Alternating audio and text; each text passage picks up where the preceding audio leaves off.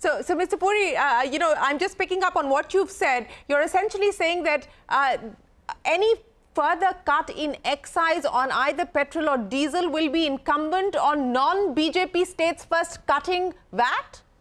Well, that's the construct you have put on it, that the non-BJP states must cut VAT first. I'm not given to speculation, but I'm going to tell you, in terms of the doctrine of common sense, central government reduces excise on 2 occasions, BJP states reduce their VAT. Otherwise, we'll have a band of guys who are criticizing us all the time and then raising their own revenue, which they put to non-productive uses.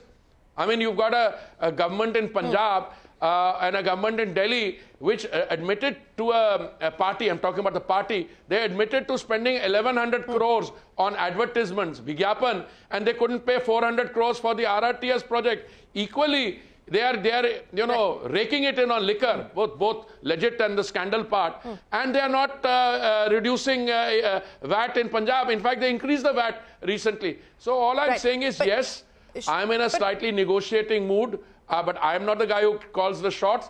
Yes, if the BJP states can reduce VAT, so can the non-BJP states reduce VAT. And if they reduce the VAT, we'd be very happy. Kande se kande mila ke agle kadmon ka sochenge. So if I could put a different argument on the table for you, given the fact that inflation is at this point in time a challenge and a concern, the Reserve Bank, of course, is doing what it can. Do you believe that there is a need for the government to consider bringing down excise on petrol and diesel to try and rein in inflation? Because while we have done much better in comparison to what the inflation situation is globally, it is above the RBI's comfort level at this point in time. If I were to put that argument before you, do you believe that it warrants consideration today? You know, I mean, you always make an excellent intellectual point. I mean, if you are concerned about inflation, about which we are all concerned, there's always a case to be made out for ensuring that there are no interest rate hikes and not adding to an inflationary situation, making sure fuel prices are lower. That's a case which is always there. But, you know, you and I live also in a world which could broadly be characterized as a political world.